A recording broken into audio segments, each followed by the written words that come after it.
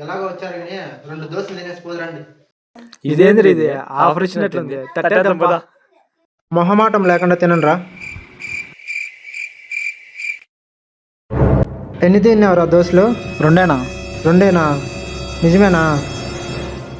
ఒక్కోటి 20 రూపాయలు, 2 కలిపి 40 రూపాయలు పే చేసేయి. నేను ఎన్నో మోసాలు చూసానా, ఇంత పెద్ద మోసం ఎప్పుడు చూడలేదనా. దోశలు తిందు రారా అని చెప్పి డబ్బులు పే చేయమంటావేందినా? మేమంతేరా. ఓకే, పే చేయరా.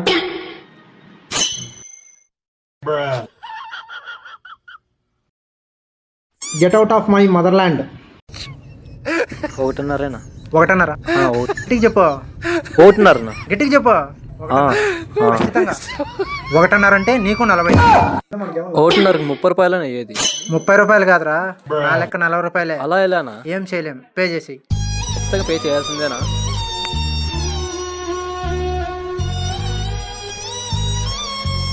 ఇది ఎక్కడ అన్యాయంనా?